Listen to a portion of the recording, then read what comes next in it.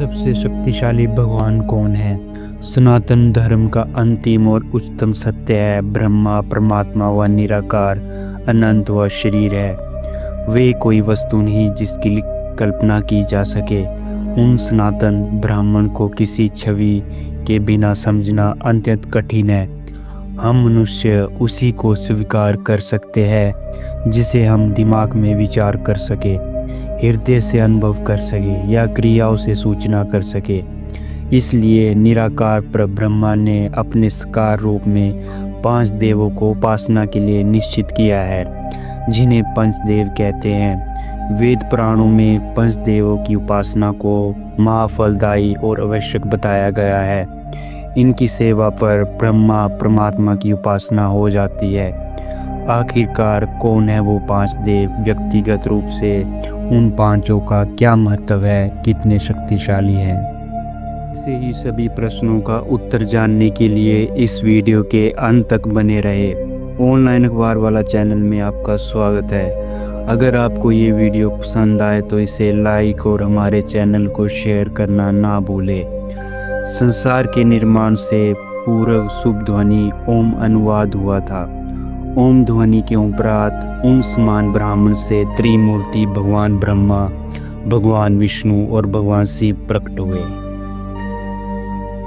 भगवान ब्रह्मा जनक है, भगवान विष्णु संचालक है और भगवान शिव सहायक है। उन पर ब्रह्मा परमात्मा के उपरांत इन्हीं त्रिमूर्ति को महान उपाधि प्राप्त है।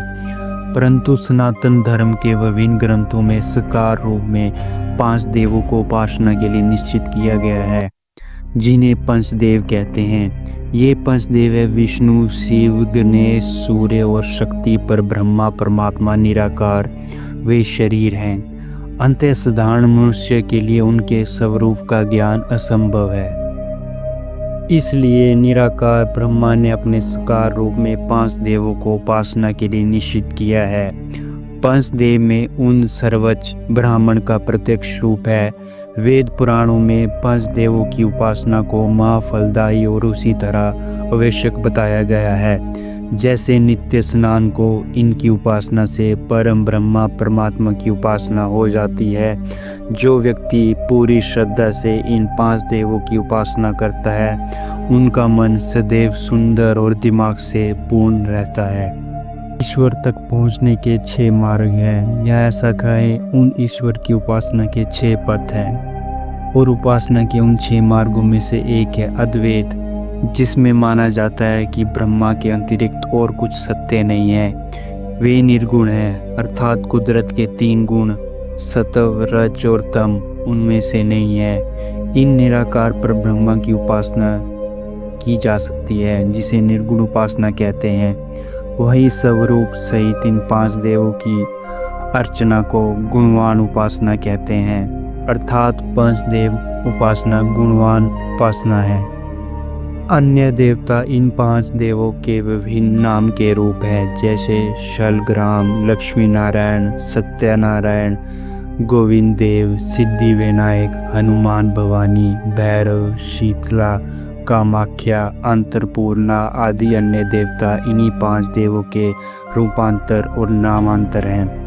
आइए विस्तार से जानते हैं कि इन 5 देवों को ही क्यों चुना गया, उनमें से एक का क्या महत्व है।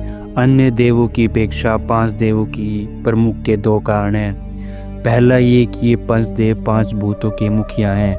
पंचदेव आकाश, वायु, आग, जल और पृथ्वी इन 5 भूतों के स्वामी हैं। सूर्य वायु के स्वामी हैं, इसलिए उनकी यज्ञ और नमस्कार द्वारा आराधना की जाती है।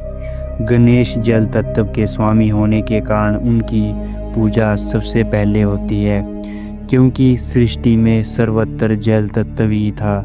शक्ति यानी देवी जगदम्बा आग तत्व के स्वामी हैं। शिव पृथ्वी तत्व के स्वामी हैं, इसलिए उनकी शिवलिंग की पूजा करने का विधान है। विष्णु आकाश तत्व के स्वामी हैं, इसलिए उनकी शब्दों द्वारा प्रशंसा करने का विधान है। आइए थोड़ा और विस्तार से जानते हैं इन 5 देवों के बारे में। सूर्य देवता युजविंद से क्या कहते हैं कि सूर्य पूरे संसार की आत्मा है। मत्स्य पुराण के अनुसार भगवान सूर्य आदिकाल से ही शंभु भगवान जो निराकार है, उन्होंने सूर्य देव की मूल की थी। ब्रह्मा पुराण के अध्याय 18 के अनुसार ब्रह्मा जी मुनियों से कहते हैं कि भगवान सूर्य सबके आत्मा, संपूर्ण लोकों के ईश्वर, देवताओं के भी देवता हैं और वे तीनों लोकों की जड़ हैं, परम देवता हैं। आग में डाली गई आहुति सूर्य के पास ही पहुंचती है। सूर्य से वर्षा होती है, वर्षा से अनाज पैदा होता है। सूर्य पृथ्वी पर जीवित और निर्जीवी प्राणियों के रखवाले हैं। वे उन्हें जीवित रहने के लिए ऊर्जा और शक्ति प्रदान करते हैं। भगवान सूर्य अपने ही 1000वें अंश से देवी अदिति के गर्भ से उत्पन्न हुए थे, जो अंशुमाली कहलाए। गणेश शब्दों से मिलकर बना है। गणे का अर्थ है एक समूह, एक वर्ग, बहुत सारे या अनेक देवता। इसका अर्थ है मुखिया। सभी विद्याएं देवी के भेद हैं, विपाप हारणी भी है और भक्ति मुक्ति प्रदानक भी है। ये सब जगह सर्वव्यापी स्वास्थ्य सृष्टि का सृजन करने वाले हैं, शुद्ध समस्त और सनातन भी हैं। दुर्गा माता भी बहुत ज़्यादा संसार में निवास करने वाले कोटि कोटि प्राणियों के सृष्टि, पालन और सारा का विधान करने वाले हैं। भगवान शिव महादेव के स्वयंभू हैं, वही हैं जो इस संसार के अंत के उपरांत सारे अंधकार को दूर करते हैं। त्रिदेवों में भगवान शिव सारा के देवता माने गए हैं। शिव आनंदी तथा सृष्टि प्रक्रिया के आदि मूल हैं और ये काल महाकाल ही ज्योतिषी शास्त्र के आधार हैं। शिव का अर्थ है यद्यपि कल्याणकारी माना गया है, लेकिन वो हमेशा लय व प्रलय दोनों को अपने अधीन किए हुए हैं। भगवान विष्णु भगवान नारायण परमेश्वर के 3 मुख्य रूपों में एक रूप है। पुराणों में त्रिमूर्ति विष्णु को संसार का पालनहार कहा गया है। संसार में देव पूजा को स्थायी रखने के उद्देश्य से वेद व्यास जी ने विभिन्न देवताओं के लिए अलग अलग पुराणों की रचना की। पुराणों में इन देवताओं को सृष्टि को पैदा करने वाला, पालन करने वाला और सहारा करने वाला अर्थात ब्रह्मा को माना गया है। जैसे विष्णु पुराण में विष्णु को शिव पुराण में, शिव को गणेश पुराण में, गणेश को सूर्य पुराण में, सूर्य को शक्ति पुराण में, शक्ति को ब्रह्मा माना गया है। अंततः मनुष्य अपनी रुचि अथवा भावना के अनुसार किसी भी देव की पूजा करे, पर उपासना एक ब्रह्मा की ही होती है, क्योंकि पंचदेव ब्रह्मा के ही प्रतिरूप हैं। उनकी उपासना या आराधना में ब्रह्मा का ही ध्यान होता है और वही इष्ट देव में भीतर पहुंचा है। वही एक परमात्मा अपनी शक्ति में आप ही बैठा हुआ है और अपने आप को सबसे बड़ा कह रहा है। वास्तव में ना तो कोई देव बड़ा है और ना ही कोई छोटा। आज की वीडियो में बस इतना ही। आशा करते हैं आपको ये वीडियो पसंद आई हो।